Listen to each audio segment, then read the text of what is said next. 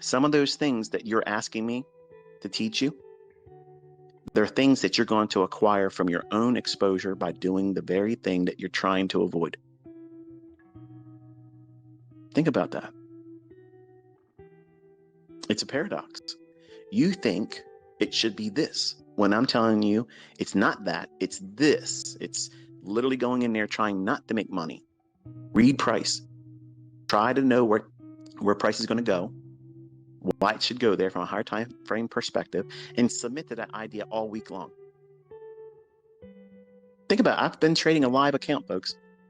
It's not demo, it's live. And I tell you where I thought the market was going to go and what the bias should be, and I only execute in that direction. I've done so to show you that even though it might go up 200 handles for the day, and you really, if you ain't in that first part of the move, you've missed 90% of it. I can fade that and stick with my bias. Oh, wow. So what you're saying, ICT, is do the work in trying to find and determine where the bias is. Stick to trading with that model, accept the fact that if I'm wrong or you're wrong and you get stopped out, it's part of it. But you can still find profitable trades even in up close days going short. That might happen unplanned. You don't see it coming. And that's all part of your learning curve. But over time, what's going to happen is you will get yourself aligned with the larger, higher time frame order flow, weekly and daily and 4 hour. If you trade in that direction, where is the market likely to draw to next? Where's the liquidity? Where is the inefficiencies? If you think about price like that, from weekly, daily, 4 hour, do most of your work on those charts. Spend most of your time in those 3 time frames. If you filter out the trades in those directions for where the next imbalance is or liquidity, and then you use these 1 to 5 minute or less time frames within the 10 o'clock and 11 o'clock, 2 o'clock to 3 o'clock, or 3 o'clock to 4 o'clock, the respective AM session, PM session, and London session, your silver bullets are easy. They're easy, folks. You're wrestling with all this other shit. You're trying to bring everything in to a discussion. Like you can't form fit everything I've ever taught and pushing in every single fractal and price action. Every little portion of price movement, you're trying to take everything I've ever said about price and finding it in that one fractal. When it is what it should be is that you're taking a model, a run on liquidity, a displacement, a retracement back in to inefficiency with a lower level objective for sell side, while the 4 hour or the daily or the weekly, preferably all 3 are in agreement that there's something that's going to be reached for on the lower side. That, my friends, is a lead pipe sense trade. That means you're going to walk in there like you're holding a lead pipe and you're going to bash this motherfucker upside its head and it's going to pay out. And you're going to be able to shake it down and you're going to go on your merry way.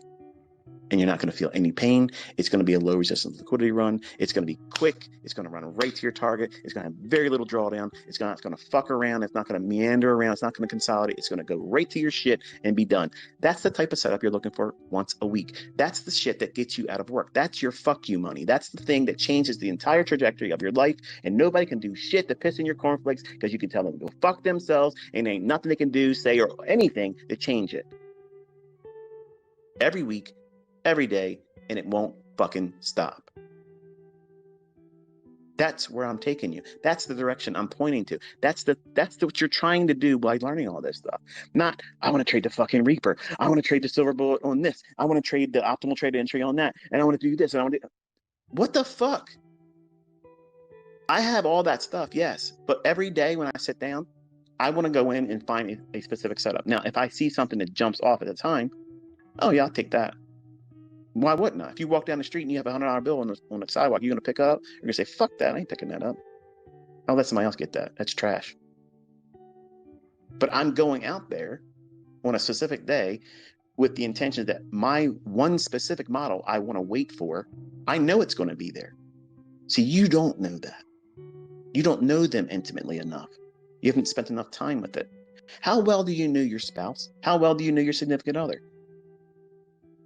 Some of you that know them very well, you can finish their sentences. As much as I hate that fucking shit, my wife will sometimes finish my sentences for me. And I'm like, what the hell? I don't like that. But that just goes to show that she knows me. She knows what I'm going to say. And I know before I'm not going to say it out loud because I can't stand it, but I'm finishing all of my kids and her sentences before she finishes them. I know what she's going to say before she says them because I can read her face. What does that mean? I endured. I endured the relationship, all the ups and downs. Okay. I went through the process of being a good husband. So therefore I understand her. I know how to read her tape. Okay. Well, how's this market any different? You have to be around it enough. You have to give it love, and it's going to slap you around. In the beginning, it might cheat on you because you're not giving it enough attention. That's just the way it is. But you have to stick to it.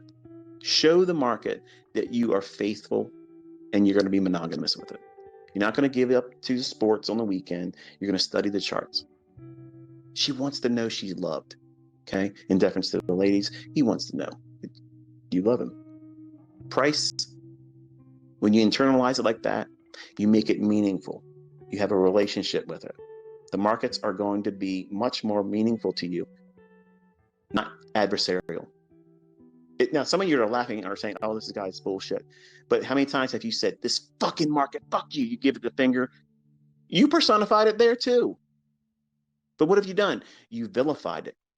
And now your subconscious sees every time you push that button, it's going to hurt you. See what's going on? But you never look at it that way, do you? Nope. Nobody's writing books like this. Nobody's sitting down and making YouTube videos about this because it sounds silly to the average person. To the lay audience, it sounds nonsensical. But we're human people. We're creatures that have emotion, and you have to wrestle these things. In finding profitability, you have to go through all this bullshit to discover what makes you tick, what pisses you off, what gets your juices flowing, what makes you hot and ready to do whatever the hell it is, and you're recklessly going out there and taking any risk. What happens if you find where you mess up and you learn to dial back your risk or don't trade at all? And you find where your model is perfect for you and you're comfortable accepting the higher level risk. I'm not saying risk high, but let's just say, for instance, your highest threshold of risk is 1.5%, and you only trade that 1.5% on those instances, and you've learned that this is what constitutes the proper alignment for that because you have done it enough to know that this is really a good setup. So you don't know what a really good setup is for a silver bullet. You don't know yet. And if you're saying you do, you don't. You just learned it. You have to spend time with it. And you also learn how it'll be an integral part of learning how you can pyramid in larger moves. Some of you are discovering your model is the silver bullet.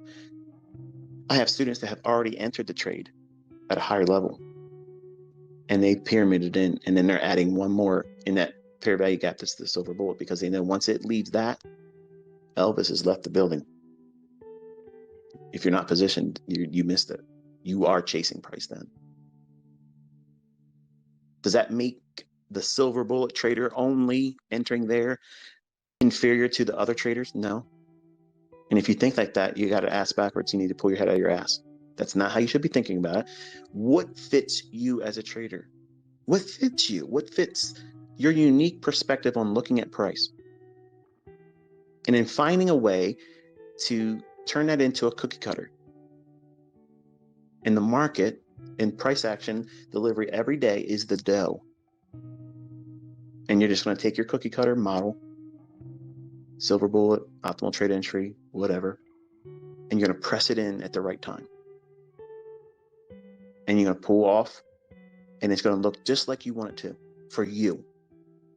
Do you take a star cookie cutter and press it into a rolled out sheet of dough, cookie dough or whatever, and you press it down into that dough, and it's shaped like a star in your hand, and you pull it off, and it looks like a square, or it looks like a triangle? Are you expecting that? No, of course you're not. Your expectations are when you pull that cookie cutter off that dough, it's going to look like the star or very close to what the shape of that cookie cutter was. You trust it because you've pressed that into dough times before, dozens, hundreds, thousands, whatever it is. You're not putting any thought behind, when you do this, this is what's going to happen. That's what your trading will become. When you have a model that you stick to, that you've found that fits your unique personality, it doesn't complicate things for you. I have PD arrays that are extremely complicated that you'll never learn, but they'll make you fucking millionaires. Now, let me backpedal. The silver bullet can make you a millionaire. The optimal trade entry can make you a millionaire. Breaker can make you a millionaire.